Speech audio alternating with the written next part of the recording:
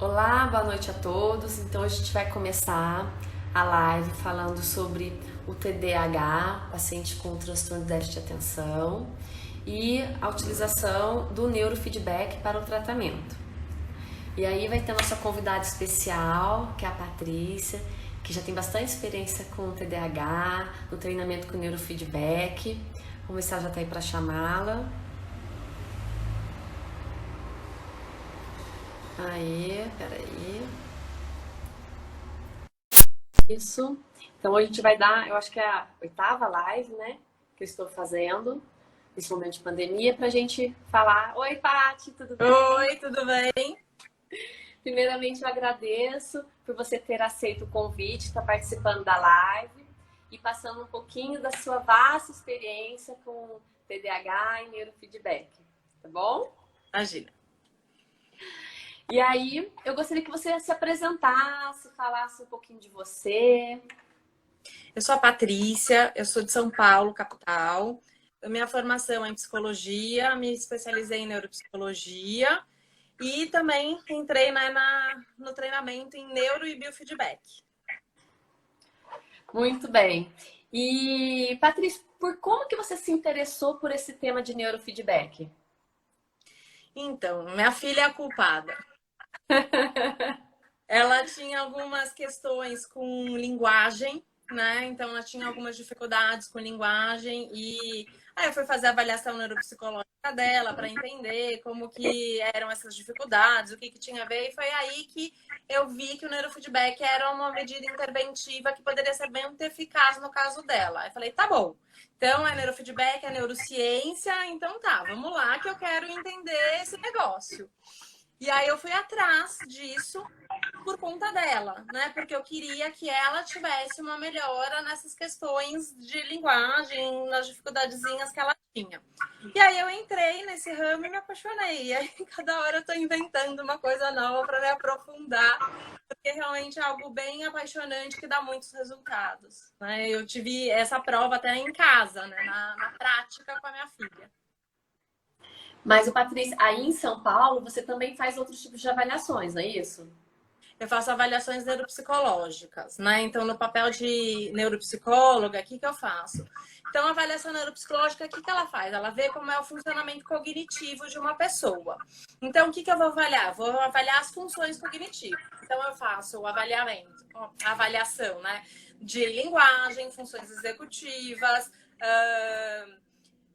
atenção, memória, apraxia, agnosia. Então eu vejo como funciona, como é todo esse funcionamento cognitivo e lógico, eu tenho que ver todo o processamento emocional aí da pessoa, porque muitas vezes o diagnóstico, ele pode ser interferido por questões emocionais. Então nem sempre dificuldades de atenção são só de TDAH, né? Pode ter uma questão aí de ansiedade que está interferindo nisso, pode ter uma série de coisas que interferem em alguns quadros. Então, eu normalmente faço essa, não pode deixar de fazer essa avaliação, né, da parte psicológica para entender realmente se é um déficit cognitivo ou se tem alguma questão aí do momento de personalidade, de alguma coisa que interfere, até para a gente ver questões de bipolar, esquizofrenia, tudo isso muitas vezes dialogam com alguns sintomas, né? Então a gente precisa fazer tudo isso para entender realmente qual é o diagnóstico. Tá, E aí antes da gente... entra. Não, Pode pode falar. falar. Não, fala aí. Antes da gente começar no assunto do neurofeedback, deixa eu te só para instigar um pouquinho as pessoas que estão assistindo. Você vê relação entre os achados dos testes neuropsicológicos com a avaliação do EEG quantitativo? Super, né? Ah, Porque quando a gente vê a questão do TDAH, por exemplo, que é o nosso tema de hoje, né? Então vamos concentrar aí nele. Então, quais são os principais prejuízos de um TDAH? A gente tem principalmente as questões do processamento da atenção, do foco, da concentração, dependendo do tipo de TDAH, a questão da hiperatividade, porque a gente não tem só um tipo de TDAH. Nem todo TDAH é aquele que fica assim e não consegue parar quieto na cadeira. Tem TDAHs que são apenas desatentos, né? Mas que não tem essa hiperatividade. Então, tudo isso a gente consegue ver. hoje, atualmente, para todas as minhas... Para todas não, né? Depende da faixa etária, né? Mas para a maioria das minhas avaliações, eu coloco o mapeamento do EG para poder entender como é esse funcionamento e me ajudar nessa visão e nesse diagnóstico diferencial. Até para pensar em como está o humor, como está uma série de coisas. Então, quando eu correlaciono os dados do EG e o que toda essa formação das ondas está me dizendo e vejo os resultados da avaliação, fica muito mais fácil para isso fazer a escrita do laudo, para eu propor as medidas interventivas, para eu entender como tudo isso funciona. Ótimo. Então vamos lá, Patrícia. Muita gente que está assistindo não sabe nem o que é EEG, nem o que é neurofeedback, está se assemelhando agora. Então, eu queria que você explicasse como esse processo, que o paciente chega, a gente faz o EEG quantitativo para depois traçar os objetivos do neurofeedback. Então, o primeiro passo é a avaliação com EEG quantitativo. Então, eu queria que você explicasse o que é essa avaliação, qual que é o objetivo, o que avalia. Então, eu pensei aqui em um beabá mesmo, para quem não conhece muita coisa. Então, a primeira coisa que eu gostaria de falar é o seguinte. Quando a gente está analisando, né, o tal do EEG, que o EEG o que é? A gente está vendo como é esse funcionamento cerebral. A gente está vendo as ondas e a gente analisa essas ondas de que forma? Por frequência e por amplitude. Quando a gente está avaliando elas por frequência, eu estou vendo o quê? A medida em hertz que ela tem. E isso vai me ajudar a entender se ela é delta, teta, alfa, beta ou gama. Então, de acordo com essas medidas, né, em hertz, eu vou começando a entender, tá bom, que tipo de onda é essa? Por quê? Porque eu vou estar vendo o número de ondas numa unidade de tempo, tá? Aí, quando eu penso em amplitude, a medida de amplitude é microvolts. E aí eu tô vendo o quê? O tamanho da onda, o quanto ela vai alta ou não. Uma coisa que é importante a gente entender, eu posso ter uma mesma amplitude em ondas diferentes, mas eu não tenho a mesma frequência em ondas diferentes. Então, quando eu estou avaliando lá o EEG, eu vou estar vendo o quê? Frequência ou amplitude? Eu vou estar vendo amplitude, porque eu vou ver para cada onda, para cada frequência, né, que tem um intervalo de onda, qual que é a amplitude que aquela onda tem. Então, a partir dessa amplitude, eu vou começando a entender como é o funcionamento cerebral daquela pessoa, tá? Então, as ondas, elas têm alguns ritmos, né? Existem algumas divergências entre teóricos sobre a faixa de frequência que cada onda tem, tá? Então, eu vou falar aqui mais ou menos como eu trabalho, mas pode ser que vocês encontrem outras faixas aí, porque depende um pouco dos teóricos. Então, a gente pensa, né, na onda delta, que é a onda mais lenta que a gente tem, que ela tem uma frequência de 1 a 4 Hz. A próxima onda vem a onda teta, que tem uma frequência de 4 a 8 Hz, mais ou menos. Aí a gente vê alfa, que vem numa frequência de 8 a 12 Hz. Só que no alfa a gente tem o low alfa, que vai mais ou menos de 8 a 10 Hz, e o high alfa, que seria a faixa de 10 a 12 Hz. E aí a gente tem beta, né? Beta vai de mais ou menos 12 a 32 Hz. Beta também tem as suas subdivisões que nem alfa.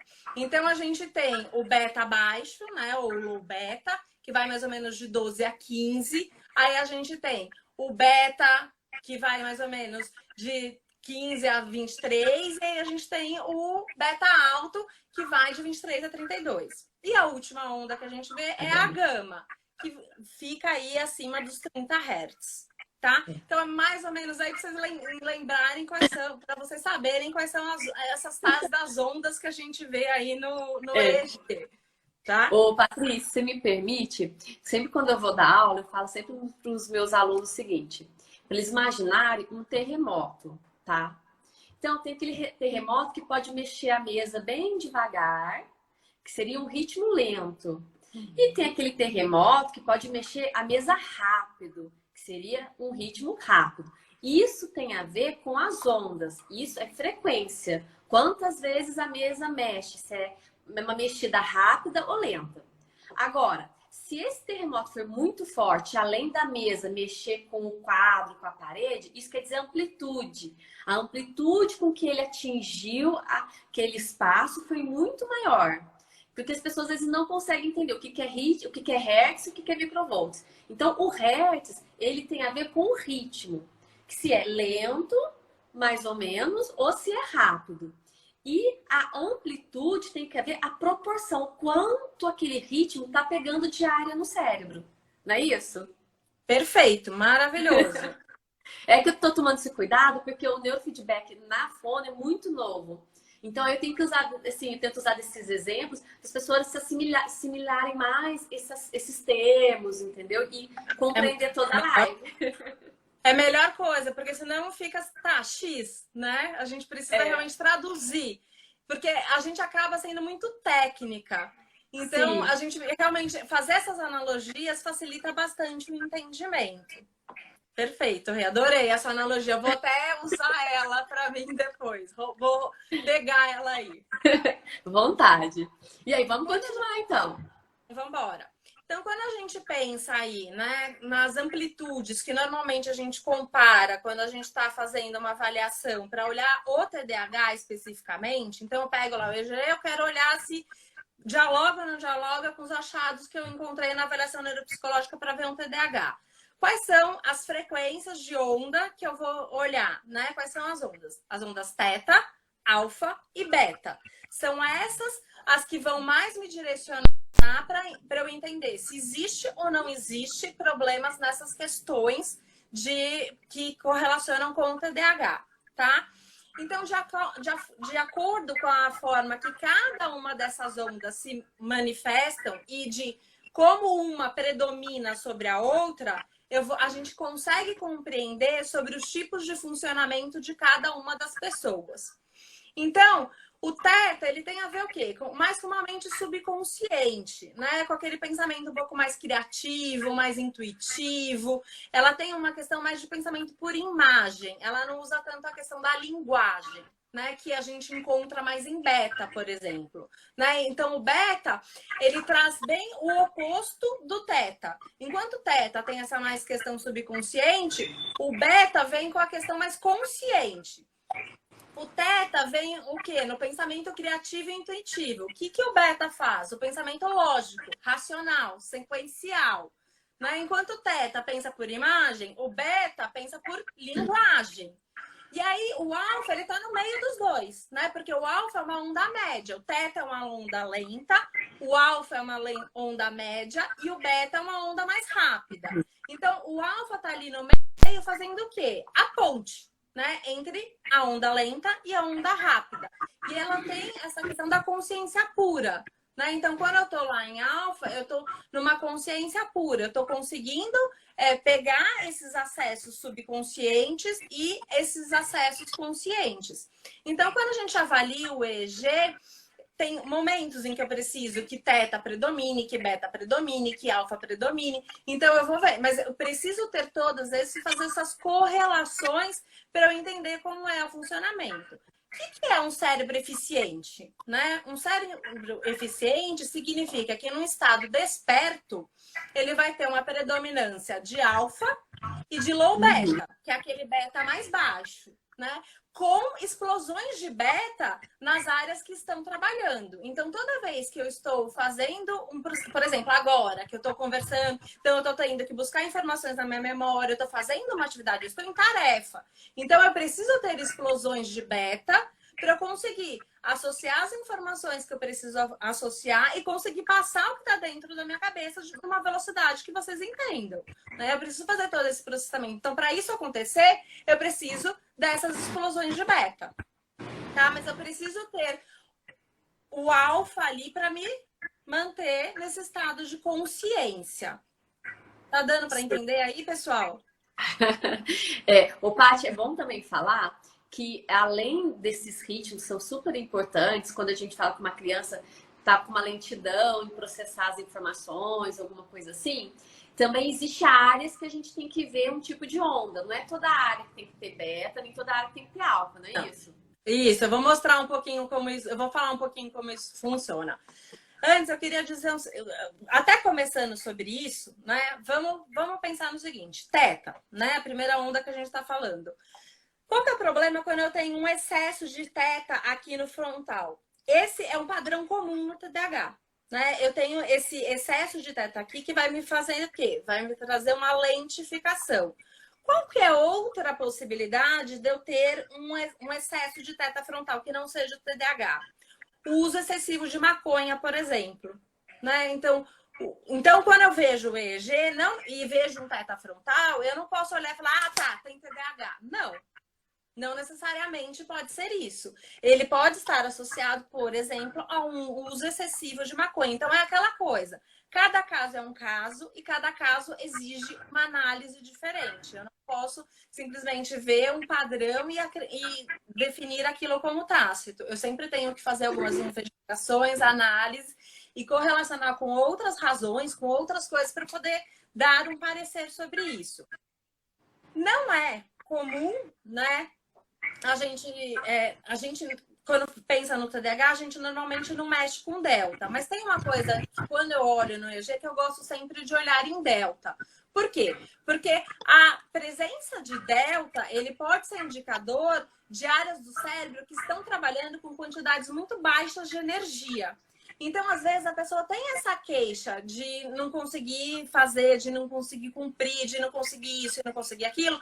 Então, de repente, olhar essas questões de delta pode me ajudar também nesse diagnóstico diferencial. Para eu ver, tá, é TDAH, não é TDAH? Isso tem a ver com o quê? Né? Delta... Paty, outra coisa que eu acho muito interessante do delta é o seguinte, se a gente faz um EEG em algumas áreas, a gente vê a presença de delta...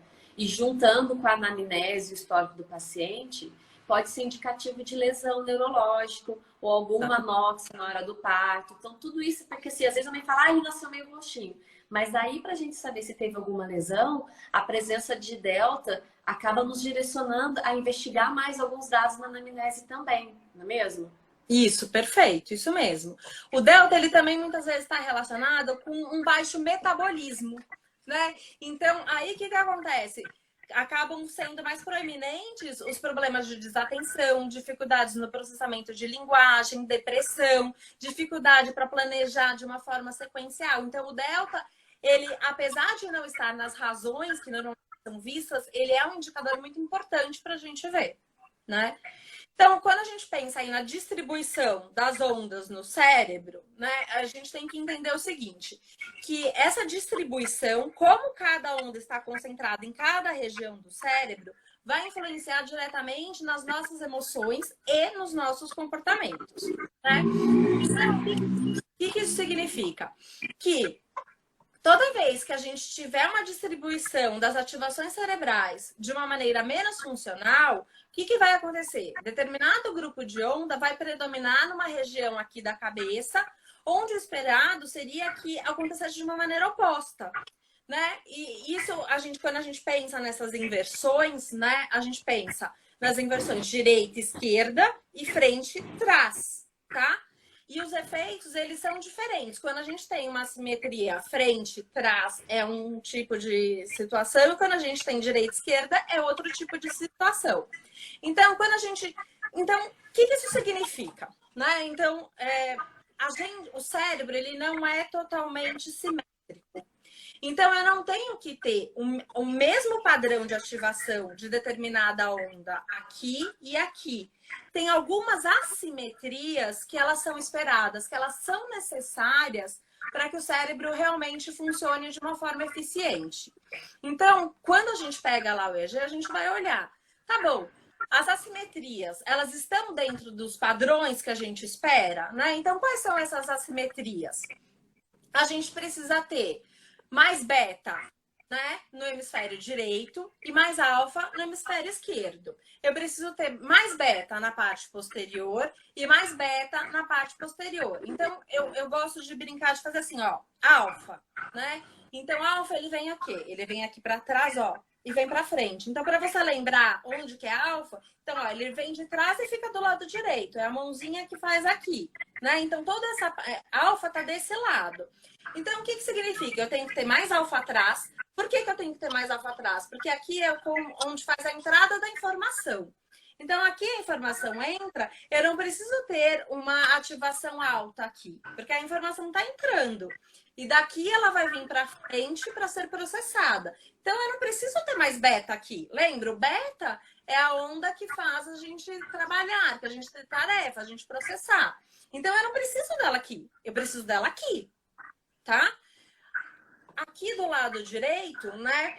Eu preciso de mais alfa. Por que que eu preciso de mais alfa? Para eu poder não ter um viés tão depressivo, para eu conseguir lidar melhor com as situações. Então, o que que acontece, né? Se eu tenho mais alfa na frente do que atrás, o que que acaba acontecendo? Eu acabo tendo um pouco mais de ansiedade, isso me gera lentidão, me gera baixa motivação, me gera dificuldades para cumprir as tarefas, né?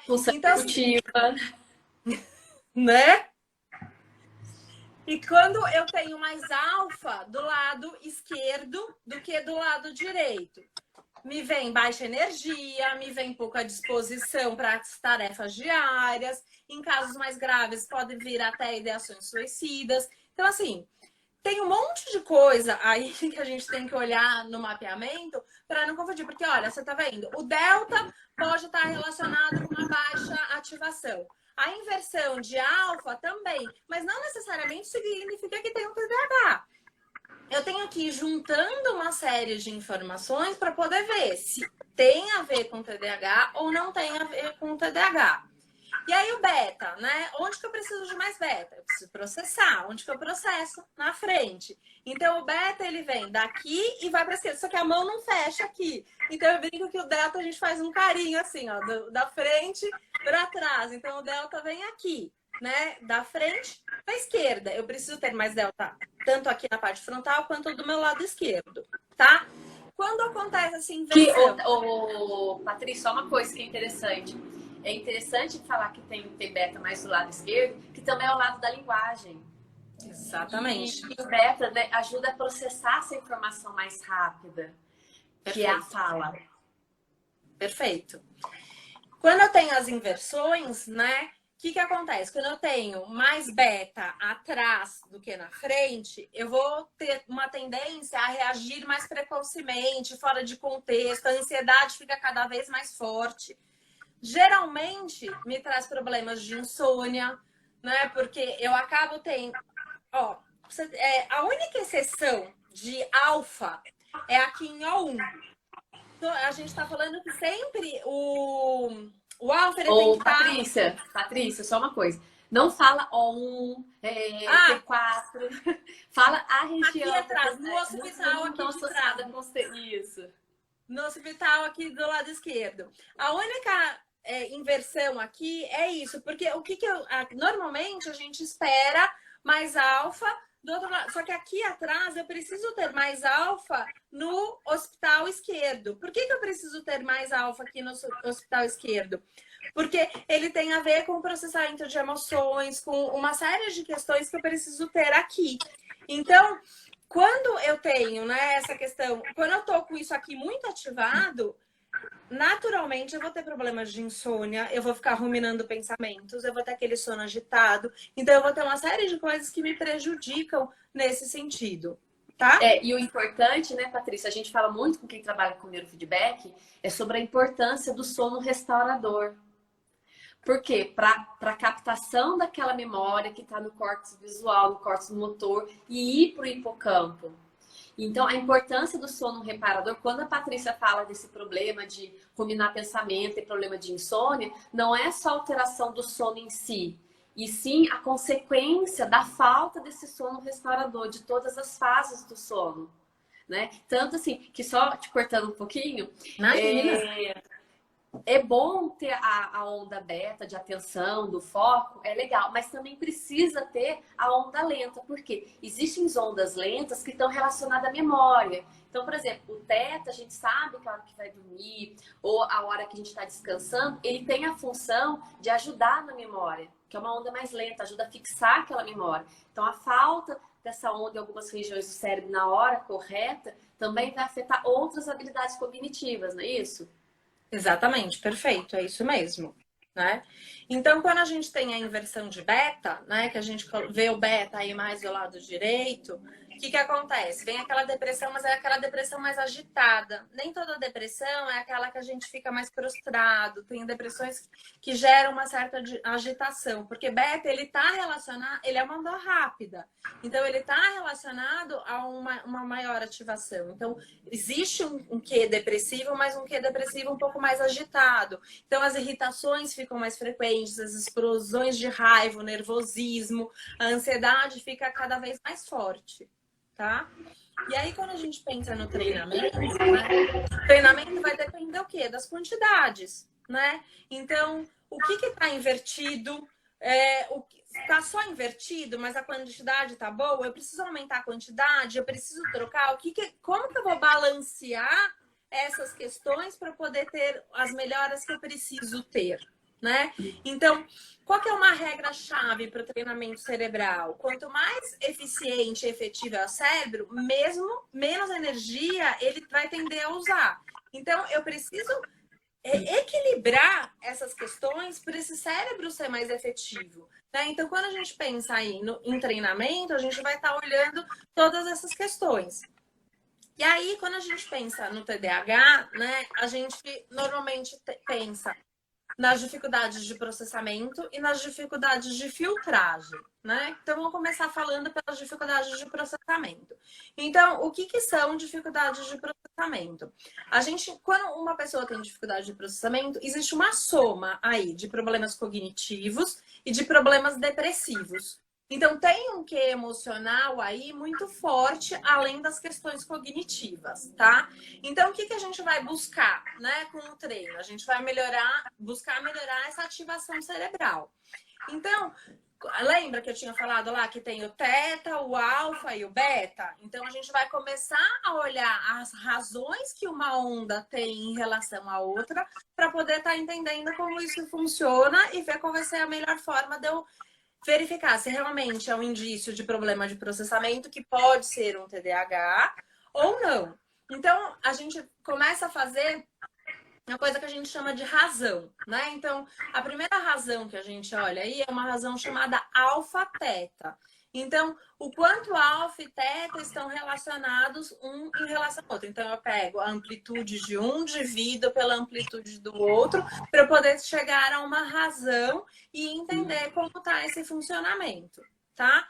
Então, quando a gente está vendo essa razão, eu estou querendo ver como que está a capacidade dele trazer à consciência os conteúdos subconscientes. Então, é isso que a razão alfa-teta está dizendo. Então, lembra, alfa é eu estou plenamente consciente. Teta é o consciente. Então tá. A razão alfa-teta me diz, e aí? Eu consigo pegar o que tá lá e trazer para o agora? Eu consigo enxergar tudo isso?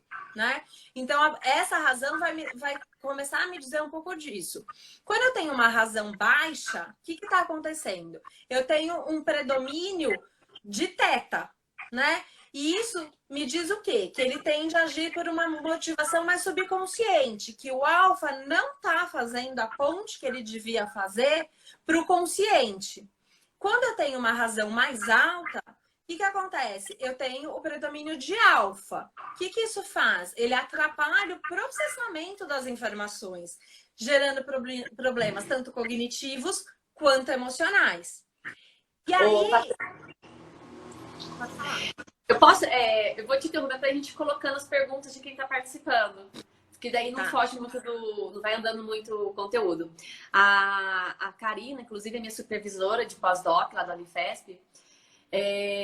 A professora Karina, ela tá perguntando: o mapa especial de bandas de frequências do EEG, características de TDAH, é visto em adultos e crianças da mesma forma? Não, não. ele tem diferença pro adulto, para a criança, porque o cérebro da criança ele é um pouco mais lento, né? Então é esperado que ele seja um pouco mais lento. Então as razões, a numeração das razões também muda um pouco de autor para autor, né? Mas elas mesmo variando de autor para autor, normalmente eles fazem uma diferenciação aí da razão para crianças, porque é esperado um cérebro mais lento. Então não é a mesma. É só complementando, professor Karina, assim, ó, quando a criança é pequena, até o pico de alfa, ele é um pouquinho menor.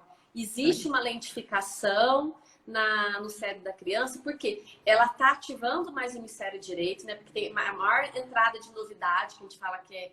Porque, assim, quando entra uma informação, quando a gente já conhece, ainda mais tendo contexto linguístico, ela vai direto pelo hemisfério esquerdo, então ativação maior do hemisfério esquerdo. Quando é uma informação nova, antes ela passa pelo hemisfério direito, para depois ir pelo hemisfério esquerdo. Então, aí já começa a ter um deslocamento diferente dessa informação.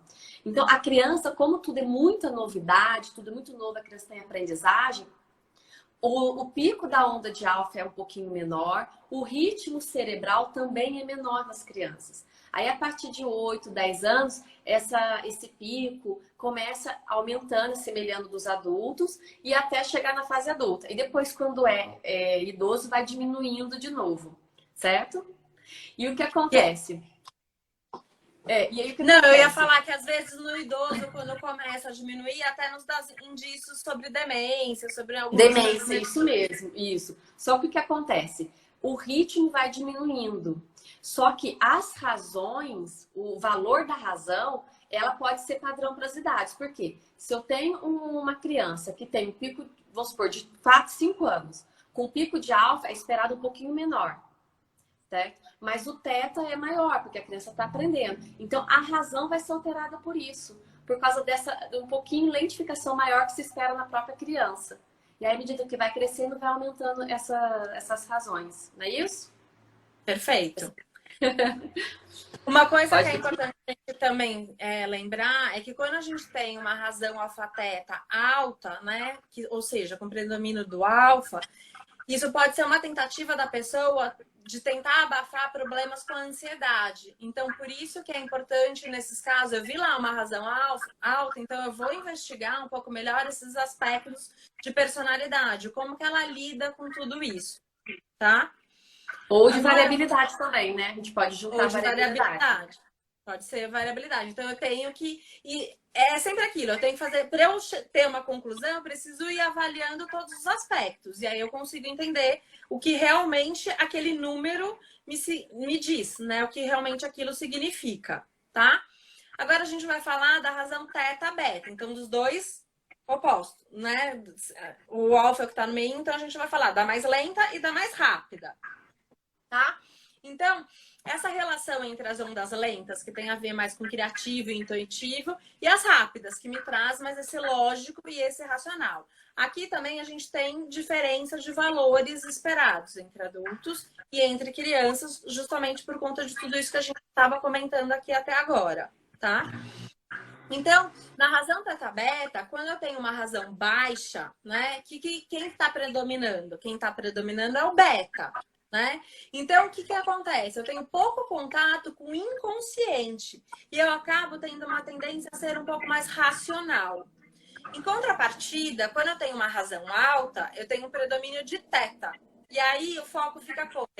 O foco fica mais interno. E eu acabo tendo uma tendência a me perder nos pensamentos. Tá? Então, a razão teta teta-beta vai me mostrando tudo isso. Então, aí a gente começa a entrar um pouco nas dificuldades de processamento, que estaria relacionado ao quê? A uma razão teta-beta alta. Né? Quando eu tenho uma razão teta-beta alta, eu começo a pensar em dificuldades de processamento. Então, isso significa o quê? Dificuldade na execução de tarefas de processamento, né? Problemas de compreensão de leitura, especialmente quando tem detalhes, dificuldades para conseguir obter informações factuais, né? Quando a gente tem que ouvir isso auditivamente, né? Problemas na organização do material escrito. Então, fazer uma redação é um parto, né? É algo que fica muito difícil. Porque na redação eu tenho que fazer o quê? Eu tenho que parar, pensar, sobre o assunto, traduzir isso em escrita. Eu tenho uma série de funções aí que estão sendo trabalhadas. E quando eu tenho uma dificuldade de processamento, para eu conseguir organizar tudo isso de uma forma hierárquica, fica bem difícil, tá? Até para falar, a gente encontra problemas de organizar o discurso de uma forma coerente, convincente, né? Ou até para executar as tarefas que exigem várias etapas, tá? Tem pergunta aí? Eu tô vendo que tá pipocando alguma Tem. coisa. É o Tato. Oi, Tato, tudo bem? Ele falou que é interessante e essas informações podem ser aplicadas no desenvolvimento de diversas habilidades, pelo que ele entendeu. Ele está falando que ele é leigo no assunto. Isso mesmo. A forma como a criança vai aprender reflete diretamente até na personalidade dela, na forma como ela lida com a aprendizagem como pessoa, do dia a dia, das experiências vividas, não é isso, Tati? Mesmo, perfeito, né? E normalmente, quando a gente tem dificuldades de processamento, né, muitas vezes isso está relacionado com o excesso de ondas lentas, né? Então, qual que é o problema do excesso de ondas lentas? Ele vai bloqueando essa parte da eficiência do cérebro, porque eu preciso ter as pontes, eu preciso ter cada um funcionando na sua ativação correta. Quando eu tenho esse excesso, né, eu acabo tendo esses problemas e as dificuldades de processamento ficam maiores. E aí, até quando esse excesso, né, tá no parietal direito, se acentuam os problemas de matemática. Quando ele está no parietal esquerdo, se acentua-se os problemas com o processamento da linguagem, né? Por causa da região de Wernicke. Né? Então, dependendo aí também de onde tem, a gente pode entender onde que estão esses déficits. Então, tudo isso a gente vai vendo no mapeamento para poder correlacionar, né, com a avaliação neuropsicológica, com os achados dos testes, com tudo isso para poder chegar nos resultados. Né? Então, é interessante falar o seguinte, que a desatenção ela tem os dois opostos. A gente pode, não existe um indicador certeiro, único para, vamos supor, para desatenção. Não, a gente tem que pensar assim. Se a criança tiver aquela lentificação em processar a informação, acaba gerando desatenção, porque ela está gastando mais energia do que uma outra criança que não tem o TDAH para processar aquela mesma informação que outra processa muito rápido. Então, ela vai gastar muito mais energia e, com isso, vai cansar mais ela e vai acabar ela tendo esse problema de desatenção. Mas, por outro lado, se ela for aquela pessoa hiperativa, que o cérebro fica 1000 por hora, é como se eu estivesse conversando com você, mas eu estivesse pensando no que eu tenho que fazer amanhã, no que eu tenho que dar de recado, no que eu tenho isso. Acaba que eu também acabo perdendo foco. Então, a lentificação faz ter a desatenção, mas essa hiperativação também faz resultar num comportamento de desatenção. Perfeito. Certo? Até aproveitando esse gancho que você falou, é importante que a gente entenda uma coisa. O TDAH, ele não é um transtorno de conhecimento. Ele é um transtorno de desempenho. Então, quem tem TDAH não tem dificuldade de QI, não tem dificuldade de conhecer e de aprender as coisas. Ela tem dificuldade de conseguir desempenhar tudo aquilo que ela sabe. Né? Então, é muito comum ter dúvidas sobre a pessoa que tem TDAH é deficiente intelectual? Não, são coisas diferentes, tá? O TDAH, ele não tem problemas de aprender. Só o como que ele aprende que acaba sendo mais difícil. Por quê? Porque ele tem esses problemas de processamento ou de filtragem. E é isso que vai fazendo a dificuldade dele em conseguir fazer a aprendizagem. Né? Então, mas ele não tem dificuldade para aprender, ele não tem um baixo QI. Né? Até um dos fatores para a gente verificar o TDAH é que não tenha a deficiência intelectual, tá?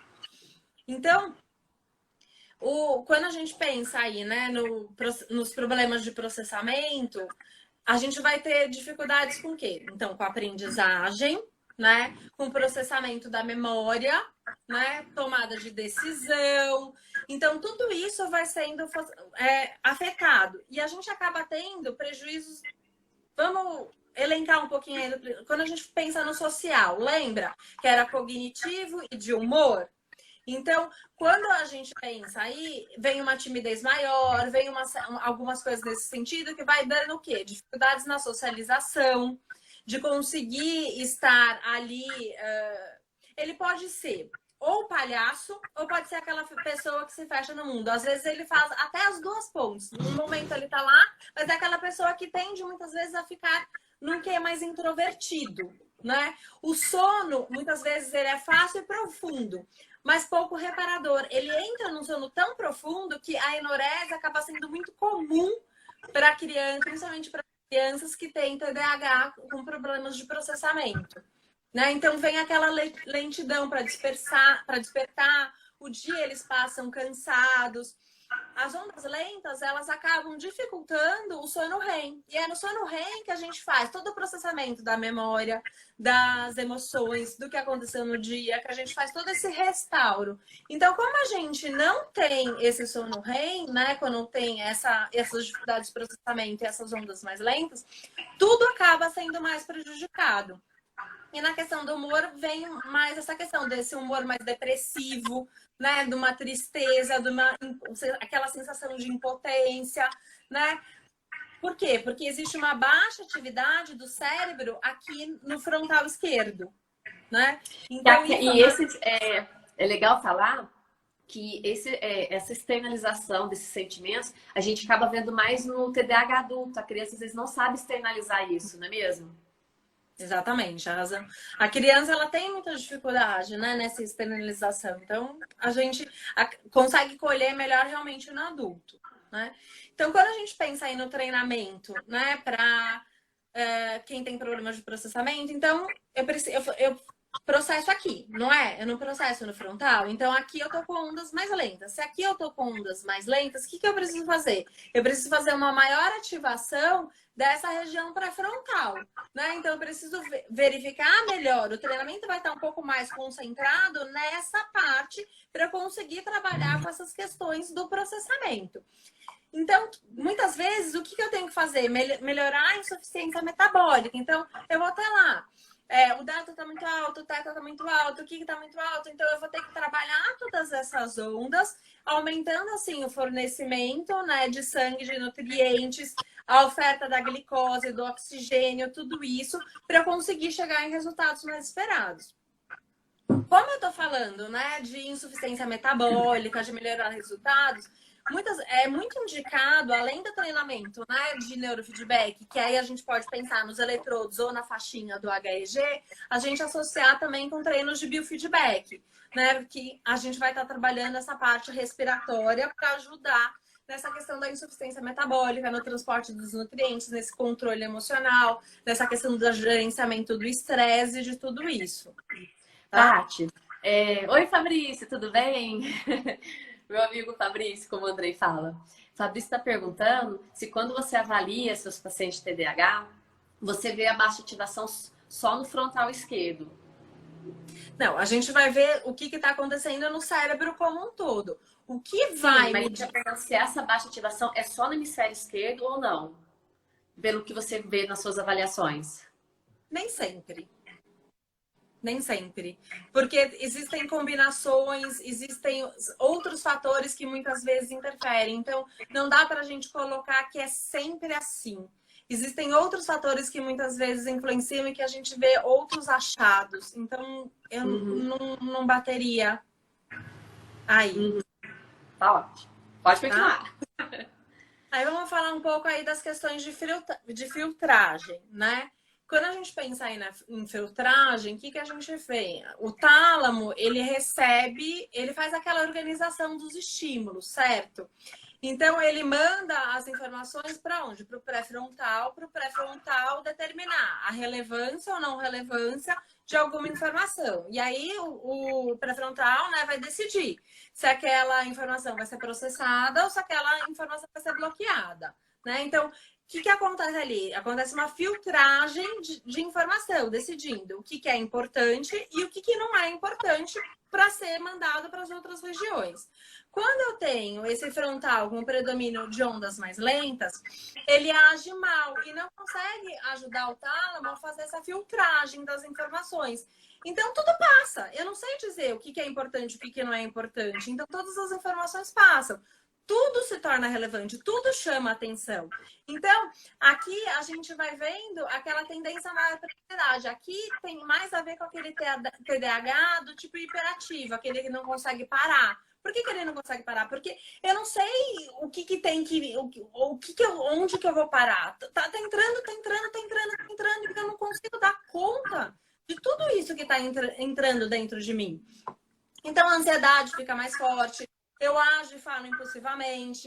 A mudança de humor acaba sendo, né, muito comum, né? Essa instabilidade emocional. É aquela criança que se mexe muito na cama, que tem dificuldade para pegar no sono. Muitas vezes range os dentes, né? Vem o bruxismo. Aparecem muitas vezes alergias ou asmas, né? Só que aqui, quando a gente fala em problemas de filtragem, a gente não vê tantos problemas cognitivos, tá? Os problemas cognitivos, eles aparecem mais quando tem essa questão do processamento, né? A distração, ela acontece não porque eu não consigo processar, porque eu tenho essa dificuldade no processamento. A distração acontece porque eu não consigo controlar a entrada do estímulo, né? Então, essa interface mundo exterior e interior, ela fica comprometida. Porque eu perco o foco quando eu sou atraída para fora, para o ambiente.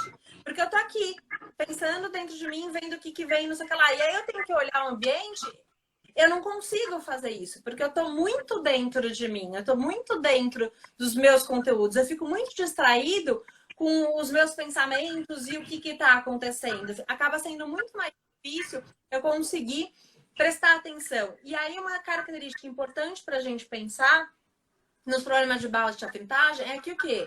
Lembra, o alfa, ele faz a ponte do consciente para o consciente. Então, tá faltando alfa, tá faltando essa onda que faz essa ponte. Então, esse estado de quietude, tudo isso acaba sendo comprometido, tá? Porque eu preciso ter mais essa onda que me garanta esse estado de quietude, tá? E aí, quando a gente olha aí as razões para ver se tem problema de filtragem, a gente vai ver as mesmas razões. Só que os valores são diferentes. Então, por exemplo, eu vou ver a mesma questão da razão alfa-teta, só que uma faixa de valor me diz se é problema de processamento e outra faixa de valor vai me dizer se é problema de filtragem. A mesma coisa vai acontecer na razão teta-beta. Uma razão vai me dizer se é problema de processamento, outra razão vai me dizer se é problema de filtragem, tá? Quando a gente pensa aí, né, nos treinamentos para problemas de filtragem, a gente normalmente tem que pensar nos treinos para esse ritmo sensório-motor, porque a gente está falando o quê? De agitação. A gente está falando de não conseguir ficar quieto. Então, eu preciso conseguir trazer esse estado de quietude para que realmente a pessoa consiga processar e prestar atenção no ambiente e naquilo que está entrando. É interessante falar que a onda SMR, né? Que você tá falando onda SMR, não é isso? Isso, eu não expliquei o que era, né? É, o ritmo sensório motor. Então, ela é encontrada muito na região central. E ela tem muito a ver, não é só com a inquietude, na verdade, é com o planejamento do ato motor. Então, como o TDAH ele não consegue se controlar, não é algo que ele planeja para realizar. Por isso que a gente trabalha o ritmo sensório-motor, para melhorar essa organização no planejamento do ato motor, que é o que acaba que a gente trabalhando não só com o TDAH, porque o TDAH também tem aquele achado clínico de mudando a letra, né? Começa a escrever de um jeito, quando vê tá com outra letra, ou de outro posicionamento. Então, a gente vai trabalhar o ritmo sensório-motor para melhorar esse planejamento, essa percepção até desse ato motor, do que ele está fazendo de movimento. Não seria isso? Exatamente. Né? Então, assim, a gente vai entendendo todo esse funcionamento. Então, a gente olhando essas razões, entendendo, né, essas dificuldades de processamento, então essas dificuldades de filtragem, a gente vai começando a correlacionar com os dados da avaliação neuropsicológica para ver. Tá bom, é TDAH? Não é TDAH? É inversão, né? Lembra que a gente falou das inversões lá no começo da live? Então, tudo isso interfere no nosso funcionamento cerebral. Então, eu preciso entender um pouco de todo esse processo para poder ver a melhor forma aí de lidar com tudo. Tá, a professora Karina tá perguntando. Eu adoro as perguntas da professora. Não é puxando o saco, viu, professora? Mas eu adoro. Os medicamentos usados no TDAH interferem ou restauram o padrão de ondas do EG? Então, o que acontece, né? Os medicamentos, muitas vezes, eles trazem algumas questões aí até para o funcionamento do cérebro e das emoções. Né? Então, não são todos os medicamentos que... Por que muitas crianças, às vezes, não se adaptam a um medicamento? Porque o padrão de ativação dela é diferente da ação que aquele medicamento faz. Então, muitas vezes, existe essa dificuldade dos médicos em conseguir encontrar o medicamento correto. Ah, esse medicamento não funciona. Ah, isso acontece. Ah, isso e aquilo. Justamente porque a ativação cerebral dela é diferente do que aquele remédio pode atuar. Então, hoje, quando a gente pensa, né, nos Estados Unidos, o neurofeedback ele está indicado como tratamento pela Associação de Neuropediatria como primeira escolha para o tratamento. Escolha, isso mesmo. Né? Então, nos Estados Unidos, hoje não se recomenda dar medicação para TDAH, se recomenda fazer neurofeedback. Na verdade, vou contribuir um pouquinho que eu tenho lido. Na verdade, sempre existe duas linhas de pesquisa. Dentro da parte acadêmica, existe duas linhas, que é o uso do neurofeedback, se ele substitui o medicamento ou se ele complementa. Existem essas duas tendências. Então, o que acontece? O que se sabe, e lá, até no Congresso Internacional que a gente foi, como chama o casal mesmo? Thompson. Eles levantaram muito isso. Eles são da vertente contra a medicação. Por quê? Existe uma probabilidade 5,8, uma coisa assim, não era, Paty? De Alzheimer. De predisposição a criança que usa Ritalina, Concerta e afins, uma predisposição a ter o Alzheimer. Então, eles vêm da linha de não serem a favor da medicação. Existe a linha que é a favor, porque existe que a parte dopaminética não tem como ser feita sem a medicação, sem ser invasivo. Então, assim, existem as linhas, mas a gente não consegue interferir. Existem muitos artigos que falam que o neurofeedback substitui a medicação, existem outros que falam que complementa, outros falam que não substitui. Então, ainda tem muita discussão acadêmica com relação a isso. Existem achados de todos os meios. Né? Hoje, não sei você aí, Paty, mas hoje eu tenho muito mais receio em indicar medicação por causa dos achados de predisposição a Alzheimer. Isso realmente mexeu com a minha conduta. Antes eu era a favor, hoje eu fico mais assim. Mas a medicação, ela interfere no padrão de EEG, sim. Ela interfere. Mas não existe esse negócio de restaurar um padrão de ondas, porque não existe um padrão de ondas ideal, que todo mundo tem que atingir. Existe um funcionamento ideal, que é característica de cada pessoa. Não sei se eu respondi, professora. Vamos continuar.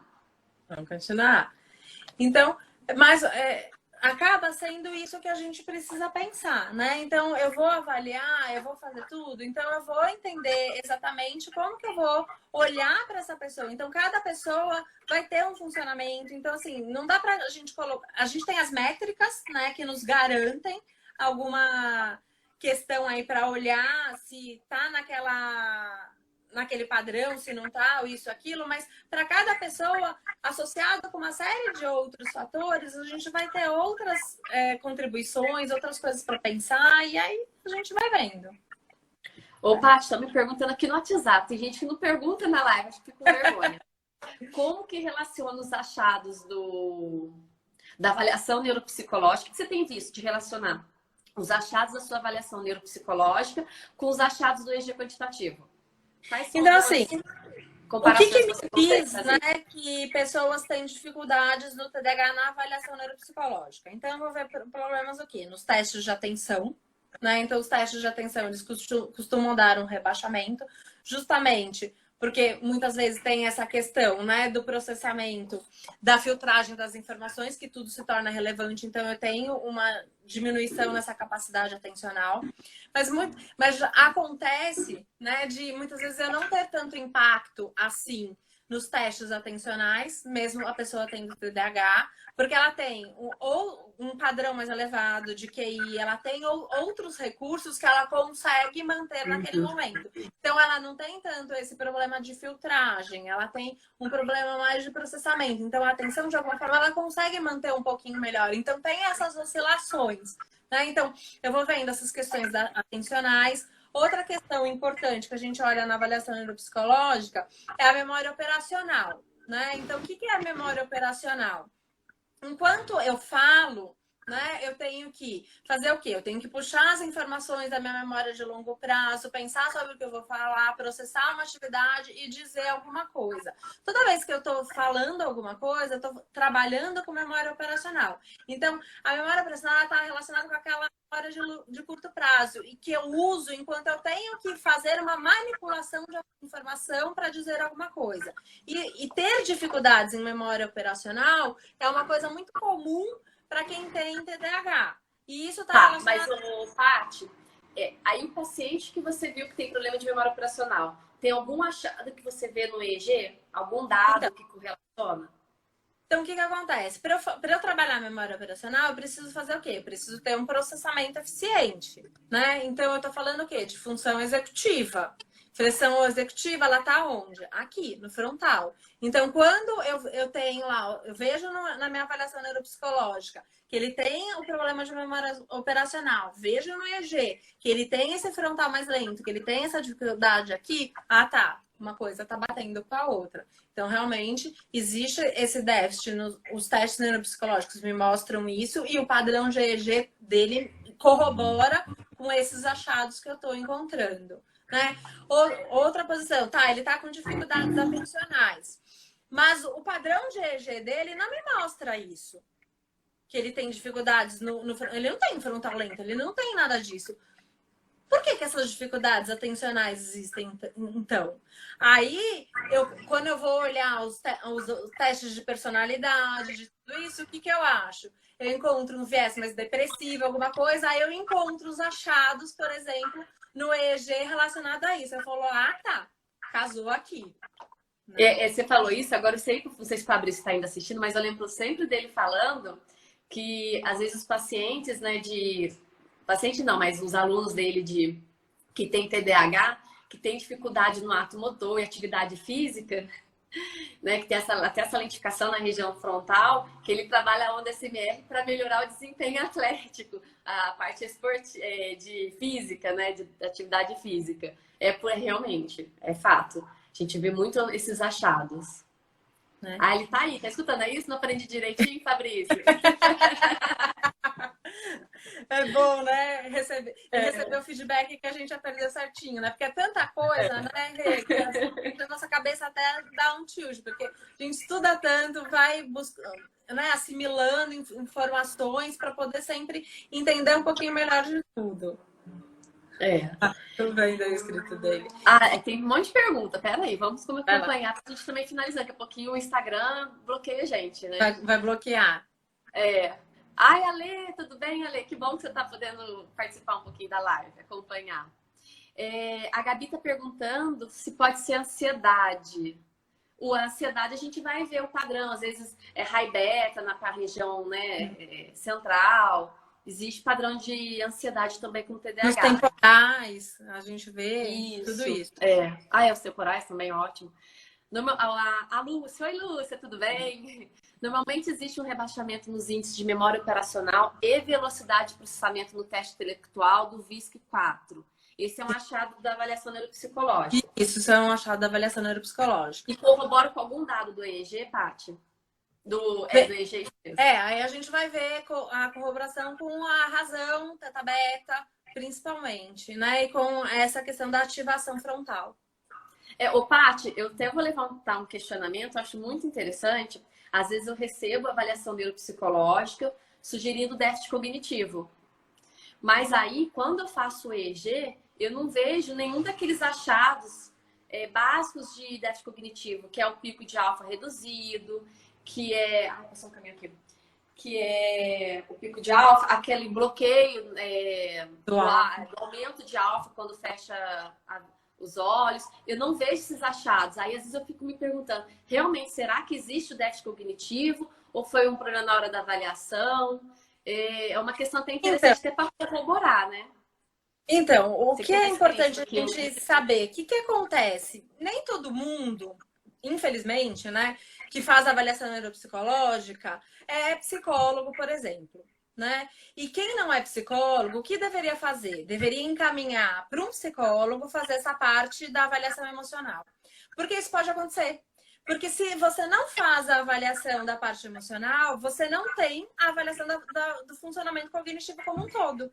E aí você pode fazer uma indicação de de um problema cognitivo, sendo que é um problema emocional que está interferindo.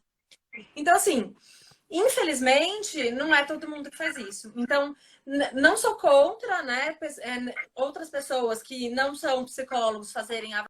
Esperar a Patrícia entrar para a gente continuar. Então, ô Paty, a Lúcia que fez a pergunta, ela é neuropsicóloga, ela é super renomada aqui na região para fazer avaliação neuropsicológica. Mas então o que acontece? Então você sugere que quando for avaliar um paciente com suspeita de TDAH, além de fazer o teste neuropsicológico, fazer também uma avaliação emocional? Então, quem é psicólogo, teoricamente, né, a gente espera que já faça isso. Quem não é psicólogo precisa fazer o encaminhamento para um psicólogo poder fazer essa avaliação. É a mesma coisa. Quando eu tô fazendo uma avaliação, eu começo a ver, tem dificuldade de memória operacional, tem histórico de otite de repetição, tem dificuldade com atenção auditiva. Encontrei esses achados na avaliação, eu não tenho dúvida. Eu mando para uma fono fazer PAC. Porque eu preciso saber se tem um distúrbio do processamento auditivo central. Pode existir uma comorbidade entre TDAH e PAC? Sim, pode. Mas quando eu faço uma avaliação, o que eu quero saber? Tudo que aquela pessoa tem para eu poder propor as melhores medidas interventivas. Então, essa multidisciplinaridade, né, essa multiprofissão, ela precisa acontecer. Né? Não é porque eu sou psicóloga que eu não vou mandar para uma fono ver a questão do PAC. Tem questões que muitas vezes podem ter questões genéticas envolvidas. Então, o que eu vou fazer? Vou mandar para um geneticista avaliar isso para poder chegar numa conclusão. É que assim, então, o que acontece, eu acho, o médico, quando ele tem dúvida, ele pede primeiro a avaliação neuropsicológica. Que geralmente é a aplicação do VISC, que todo, né, que as neuropsicólogas... Que não é só o VISC, gente, pelo amor de Deus. A avaliação neuropsicológica não é só VISC. Por favor. Enfim, mas é o mais famoso, assim, que a gente fala, tem que ter o VISC, né? Também uma avaliação neuropsicológica. Não tem o VISC, a gente também... Tem que ter, mas não é só o VISC, pelo amor de Deus. Porque o VISC, ele não dá todas as informações de todas as avaliações. A gente precisa fazer uma série de complementariedade aí, com outras escalas, com outros testes, para poder ter dados mais fidedignos. Isso. Aí o que acontece? Por exemplo, vou dar meu caso. Aí o paciente chega... já deu alterado o PAC, deu alterado tudo, enfim. Mas o laudo do neuroavaliação neuropsicológica dá lá, déficit cognitivo. Então, sem questionar o profissional. Ele fez a avaliação emocional, fez o VISC, fez os outros testes neuropsicológicos e deu o déficit cognitivo. Aí eu vou fazer o EEG quantitativo. E nem sempre eu vejo os indicativos de déficit cognitivo no EEG quantitativo. E aí, como o EEG ele é um dado quantitativo, obtido ali, né, no CORS, eu fico em dúvida até onde, se realmente o achado tá certo ou não, se não tem outras coisas. Você entende o que eu quero dizer? Entendo. Nesses casos... Aí eu queria saber o seguinte, na sua prática, o que você propondera mais? Seria a avaliação emocional do VISC, dos outros testes e os dados do EEG. Quando não bate, qual que é o seu direcionamento? Ou se sempre bate? Não sei. Porque você faz os dois, né? Você faz eu faço os dois, então eu não tenho... Eu só faço o EEG. Eu não tenho essa experiência de pegar e ver uma coisa que de repente não bata, né? Mas o que eu pego, por exemplo? Eu pego pessoas que vão fazer o neurofeedback e me vêm com uma avaliação neuropsicológica que eu olho e vejo que não tem avaliação de aspectos comportamentais, por exemplo, né? E aí eu começo a olhar aí eu começo a questionar. E aí eu falo, quando eu faço a avaliação, eu vejo se bate ou se não bate. Até agora, eu não tive fazendo, né, a avaliação um caso que eu falasse, putz, está totalmente errado. Mas eu já peguei casos de que, assim, tinha questões emocionais, de ansiedade, de uma série de coisas que não batia, né? Teve até um caso... Ah, não, pera. Teve um caso de um menino que veio... Nossa, tinha até esquecido dele.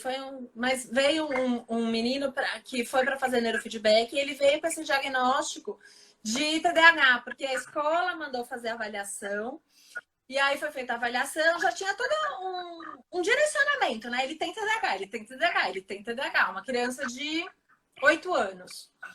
E aí acabou se avaliando e colocou TDAH, mas o que aconteceu foi isso, não fez a avaliação dos aspectos emocionais. Aí chegou para mim como TDAH. Quando eu comecei a olhar, eu comecei a achar algumas coisas estranhas. Normalmente, quando eu pego criança, eu faço uma anamnese, né? Porque o neurofeedback nada mais é que uma reabilitação, uma medida de intervenção cognitiva. Então, eu quero entender o histórico dessa criança, eu quero entender tudo isso, eu vou olhar a avaliação, eu vou fazer tudo isso. Então, olhando tudo isso, eu comecei a falar, tem alguns pontos aqui que não sei, né? Comecei a ter dúvida. Aí vi o EEG cognitivo e falei, não tem marcador. O que está acontecendo? Aí falei, bom, vou fazer, antes de começar o neurofeedback, eu quero fazer uma avaliação psicológica dele, que era o que faltava na avaliação neuropsicológica. Eu falei, bom, vou fazer essa parte. Fiz. O que eu descobri? Ele estava num quadro de estresse infantil. Ele não tinha TDAH. Eu vou te falar que eu tive um caso parecido com esse que você está falando. Eu tive um paciente que ele veio com suspeito de TDAH, não estava fechado, mas já tinha tentado até medicação. Só que aquele caso de medicação que dá o efeito inverso, sabe? Uhum. E aí eu fui fazer... a queixa da mãe dele era que ele tinha problema de memória. Então, pô, ele vai memorizar o que ele não está prestando atenção? Até aí tem lógica. Se a pessoa não presta atenção, não vai memorizar. Só que daí, quando eu fui fazer o EEG quantitativo, ele tava com raiva beta. Criança com raiva beta. E aí a gente começou a fazer um treino e aí começou, né, a melhorar todo esse sistema, você entendeu? E aí sim começou a melhorar a atenção, começou a melhorar a melhora. Só que assim, e aí quando eu fui conversando com esse paciente, foi um caso até engraçado, porque eu não sou psicóloga, eu não sou muito assim de conversar aspectos mais emocionais. Mas acabou que ele, como foi um caso bem assim, a gente até estendeu mais a anamnese. E aí ele falou que ele tinha muito, ele falou assim, tia, eu tinha muita dificuldade para dormir. Parece que tudo que eu vivi durante o dia vem na minha cabeça à noite. E aí vem aquele negócio do sono restaurador, que interfere também na memória. Então aí é um caso bem clássico do aspecto emocional interferir no desenvolvimento, né, desempenho cognitivo. E eu acho que, não sei se em São Paulo tá assim, mas eu já tenho visto, aqui no Vale ainda não, mas em São Paulo, muitos psiquiatras pedindo o EEG quantitativo antes de dar medicação. Porque o comportamento de hiperatividade, ele pode ter vários achados de EEG. E aí, eles conseguem, dentro da psiquiatria... né, para ver a melhor medicação, né, Rê? Ver medicação, ver se vai ter efeito inverso ou não. Eu tenho visto muito isso nos relatos de congresso. Eu tô com alguns pacientes esse comportamento em neurofeedback mais forte do que para cá. Eu tô até com alguns pacientes em neurofeedback que o próprio psiquiatra falou, tá bom, vai lá, vai fazer o neurofeedback e a gente tá junto para tirar a medicação. Isso também isso é comum. Existem alguns. Mas o psiquiatra pediu EEG antes da medicação e hoje em dia tem muitos artigos científicos falando sobre isso. Principalmente na parte do frontal. Sobre a presença de alfa, a quantidade, para ver a reação dos medicamentos. Nossa, perfeito. Nossa, seria fantástico, né? Os efeitos seria muito melhor. Isso tem falado no congresso. Eu não sei se é a realidade, mas nos congressos, muitos têm falado que tem feito. Então, eu acredito que se aparecer, vai aparecer por São Paulo, não aqui no interior. Infelizmente, não é todo mundo que consegue ter acesso ao neurofeedback, principalmente por questões financeiras. Né? Se a gente conseguisse pelo menos ter um EEG quantitativo para ver uma medicação, já seria um grande avanço, né? Sim. Bom, então alguém mais tem alguma dúvida? Quem teve dúvida na outra live? Peraí, tem dúvida aqui, pá. Da outra live sumiu, não tem mais como ver as perguntas. Vamos tentar ver esse daqui, peraí. A Lúcia falou que tem que fazer a avaliação da anamnese, observação e a parte neuropsicológica.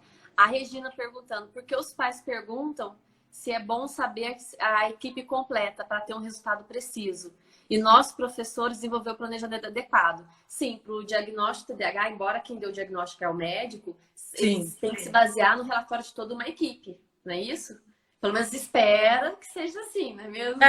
Eu gosto muito de trabalhar, então o que eu faço? Eu vou na escola, se tem terapeuta, se faz terapia com outro psicólogo, se faz terapia com fono, com TO, com psicomotricista, eu vou atrás de todo mundo, eu vou entender como é isso com todo mundo. Se tem que fazer PAC, vai fazer PAC, se tem que fazer isso, vai fazer aquilo. Então, assim, muitas vezes as pessoas acabam têm medo de competição, disso, daquilo. Gente, todo mundo é profissional, a gente tem que pensar no melhor para a pessoa. Então, o melhor para a pessoa é esse tratamento multidisciplinar, né? A gente tem que se envolver com os outros profissionais. Falar com o médico nem sempre é uma coisa mais fácil do mundo, mas às vezes a gente tenta, né?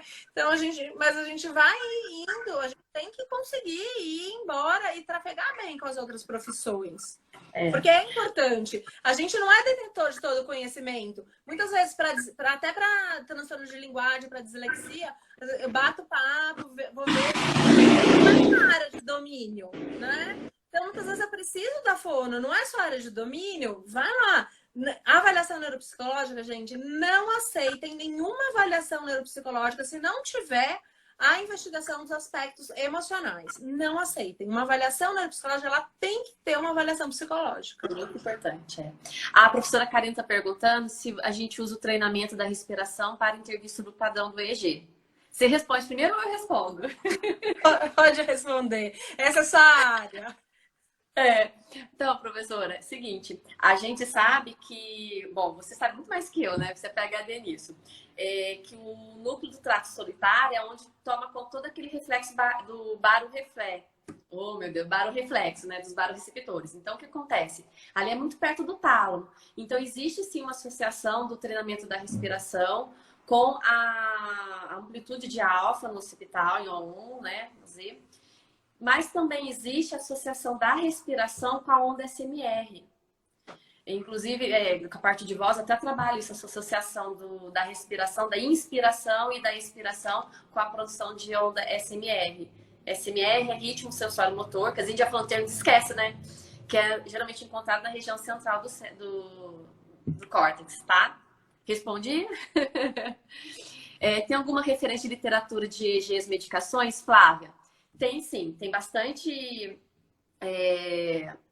evidência científica, bastante artigo publicado de revista de alta indexação, de alto fator de impacto.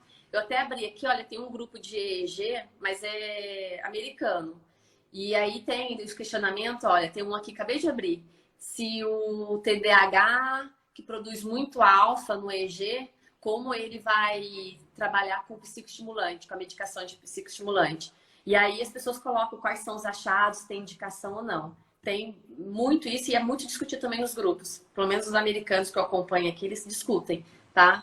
Aí eles falam, ó, por exemplo, aqui, muito alfa em EEG para TDAH, com psicoestimulante vai ter diminuição de alfa no frontal. E aí pergunto se é recomendado para uma criança de 11 anos. E aí vai ter nas discussões. Tem bastante sim, tá bom? Deixa eu ver se você quer complementar? Eu acho que vale também a gente pensar aí na parte respiratória, que ela muitas vezes ela ajuda até nas questões do sono, né? Porque eu vou ter essa baixa ativação até aqui do CZ, dessa parte central, que eu vou diminuindo tudo isso para conseguir ter uma melhora em vários sintomas. Então a gente mexe bastante nesse ritmo sensório-motor para promover melhoras em vários campos. Isso. Mais alguma pergunta? A gente pode encerrar? Será que alguém tem mais alguma pergunta?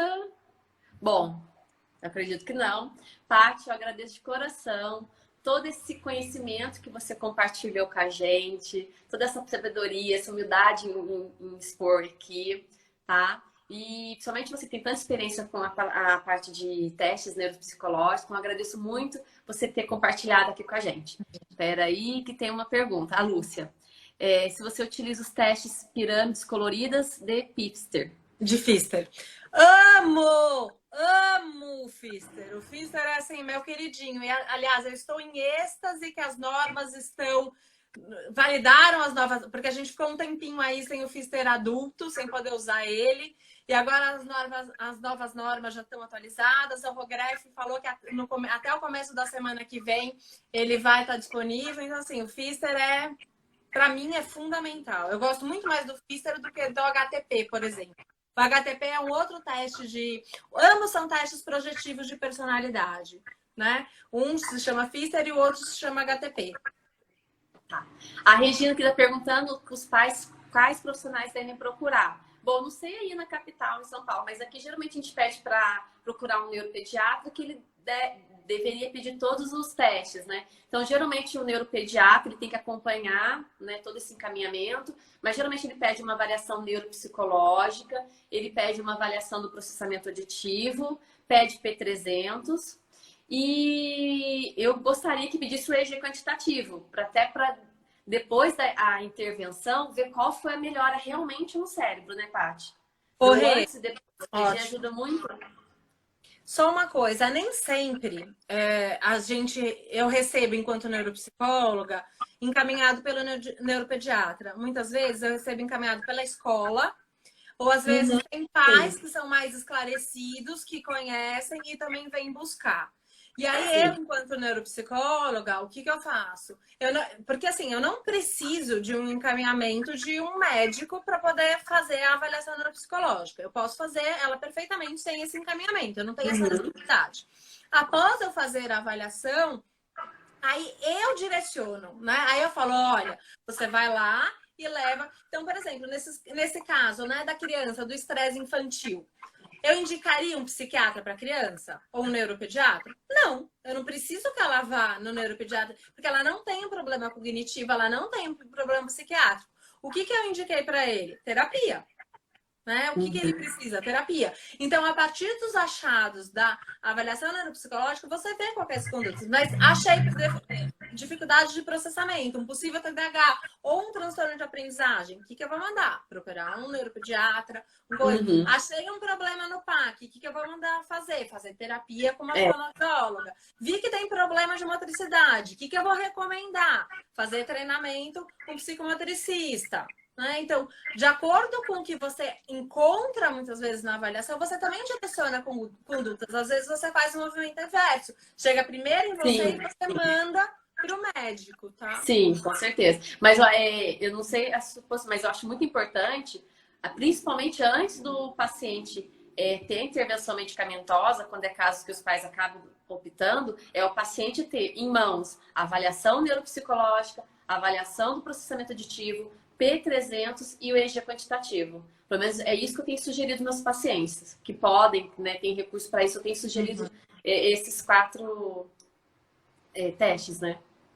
Já fica bem eficiente, né? Abrange tudo aí. E, gente, não esquece, a avaliação neuropsicológica tem que ter avaliação psicológica, pelo amor de Deus, para não gerar diagnóstico errado. Bom, então tá, Paty, muito obrigada. Você quer dar algum recado final? Não, obrigada, gente. Só isso. Então tá, gente, muito obrigada a todo mundo que acompanhou a live. Boa noite e tchau.